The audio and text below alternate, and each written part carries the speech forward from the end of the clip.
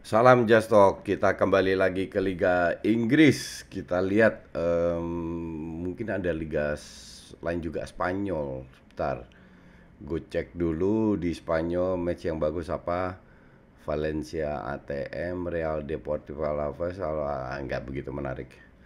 Di Itali, bentar kita cek dulu di Itali ada match menarik nggak ya? Itali, Sassuolo Inter, oh berat. Lazio Udin, Milan Vio, enggak lah, Milan di kandang. Napoli enggak ada. Napoli Roma tapi ya Kita ke Inggris saja. Kita ke Liga Inggris, kita bahas beberapa match. Crystal Palace Newcastle nggak usah dibahas.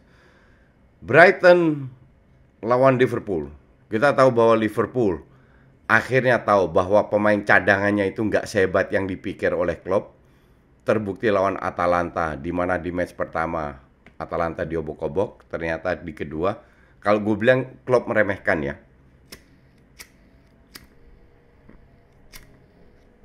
Salah baru sembuh langsung dipasang, Origi kan nggak bisa diharapin lagi.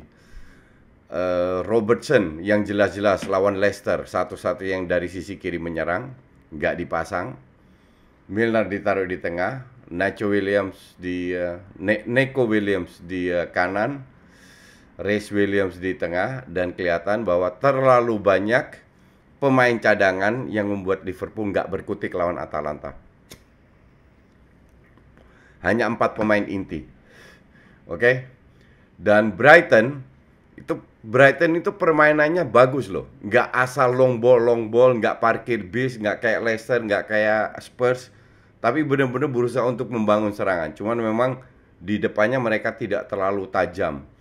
Tapi dari sisi permainan bagus dan mereka feeling gue bisa, gue nggak tahu pemain apa, feeling gue sih Klopp akan menurunkan full team ya. Full team dalam arti pemain starter yang biasa dia turunkan dengan Salah, Firmino, Diogo, dan Mane. Di tengah eh, di tengah Wijnaldum dengan mungkin siapa namanya, Wijnaldum sebagai nomor 6 sama Keita cedera juga. Gue nggak tahu siapa. Tapi Curtis Jones mungkin dua itu. Di belakangnya Fabinho, Matip sama Robertson kiri, Neco. Nah itu walaupun itu bisa dibilang sebagian besar starter, Liverpool sih gue tetap unggulkan. Cuman ini nggak akan jadi match gampang untuk Liverpool. Tapi seharusnya Liverpool bisa meraih 3 poin dalam match ini. Oke. Okay? Ke City Burnley, City di kandang tampil selalu kuat. Burnley lagi ya bisa dibilang ancur-ancuran. Beda banget sama musim lalu dan musim sebelumnya, 2 musim. Sekarang berada di papan bawah juga nggak salah Burnley ya. Burnley ya ranking 17, 5 poin. Burnley lewat sih. Kalau lawan City mau bertahan, mau parkir bis, mau apa, feeling gue sih gue gue tidak melihat Burnley akan memberi kejutan.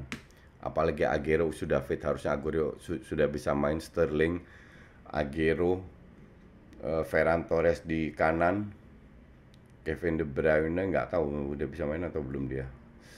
Gundogan udah bisa main, nggak, feeling gue sih City tetap. Everton Leeds dua strategi yang berbeda. Gue suka lihat cara Leeds membangun serangan, tapi masih tumpul ya, efektivitas rendah. Everton pun demikian. Calvert-Lewin ngandelin bola-bola atas. Everton old school dengan satu playmaker. Ya, nggak gue ya, dari sisi permainan sih kalau gue bilang Leeds unggul, tapi peluang feeling gue sih ini sering. Kecuali ada individual error yang nggak bisa diprediksi itu terjadi atau enggak ya. Southampton Man United. Nah ini seru nih. Southampton Man United itu hari Minggu, kita masuk ke hari Minggu. West Brom Sheffield nggak usah dibahas. Southampton Man United, MU masih tidak dalam kondisi yang optimal. Lawan FC Kebab pun babak kedua mereka sangat bisa ngimbangin. Babak pertama superior, lawan WBA ugly win. Soton bermain di kandang, Soton berada di 5 besar, rank 5 kalau nggak salah. Tapi dari sisi permainan itu cukup bagus loh. Apalagi Ings lagi on fire, jadi nggak bisa diremehkan sama sekali. MU akan tidak ada perubahan dari MU, tetap 4-2-3-1. Bruno di belakang ya. Kalau gue bilang sih sekali-sekali Martial cadangin, pasang Cavani, kiri Rashford, kanan Greenwood. Terus di belakang ya Fred atau Matic sama McTominay. Tapi ini tidak akan jadi match yang gampang. Feeling gue sih ini juga seri. Chelsea Spurs. Nah, di sini kita mungkin beda pendapat seperti lain-lainnya. Kalau gue bilang Chelsea lebih unggul. Spurs tahu gaya bermain Lampard. Lampard ini harus belajar dari siapa? Satu dari Pep, satu dari Klopp. Dari Pep adalah cara yang salah, dari Klopp adalah cara yang benar. Gue melihat Spurs ini permainannya nggak jauh beda dengan Leicester. Leicester sama lawan Pep, Leicester ngobok-obok, lawan Liverpool, Leicester diobok-obok. Kenapa? Karena Liverpool mengantisipasi dan dengan mempertahankan 3 pemain di belakang. 2 center back, Milner sebagai back kanan. Oke. Sementara Robertson sebagai back kiri yang come up terus, yang menyerang. Jadi maka dari itu di babak pertama Leicester cuma dapat 1 peluang. Babak kedua juga 1. Di nobar DPI gue bilang di babak pertama, ini bukan masalah Liverpool menang atau enggak lawan Leicester, apakah Leicester akan kembali, enggak. Masalahnya Liverpool pasti menang, tinggal tunggu skornya berapa, yang akhirnya 3-0. Easily itu 5-0, begitu banyak peluang yang mereka dapatkan. Beda dengan Leicester pada saat lawan Pep. Jadi Lampard harus belajar dari Klopp, tapi juga dari Pep untuk cara yang salah, di mana Pep menaruh 7-8 pemain di depan bola, terlalu risky dan mengandalkan counter attack. Kalau Lampard bisa menahan counter attack-nya Son, Bergwijn dan menempatkan minimal 3 pemain di belakang, gue tidak lihat Spurs bisa menang. Apalagi Havertz sudah kembali. Pulisic gue nggak tahu, kemarin Havertz kan di bench. Dengan Havertz, Ziyech, Werner, mungkin Temi main, mungkin Odoi juga yang main di sayap kiri, Werner sebagai striker. Harusnya sih Chelsea kalau sedikit efektif harusnya mereka bisa menang. Bahkan easy lah kalau gue bilang. Karena yang jadi masalah kan ya, lo boleh ini setuju atau enggak, gue bilang Son itu skillnya biasa, tapi dia punya speed dan dia punya killer instinct. Dia gampang cetak gol, cuman bukan tipe pemain yang gampang gocek-gocek kayak Greenwood atau Rashford. Nah, kalau gue bilang, gue lihat Son ini kayak Griezmann.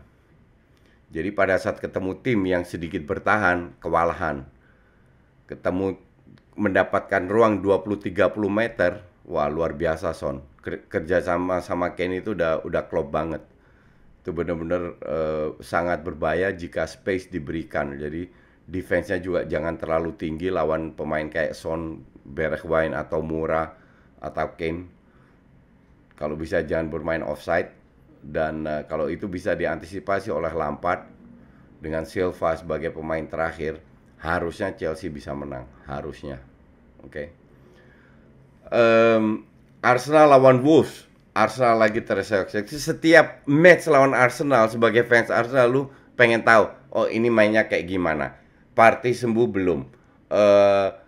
El Neni sembuh atau enggak? Main 4-3-3 atau 3-4-3? 3-4-3-nya flat atau lebih cenderung ke depan?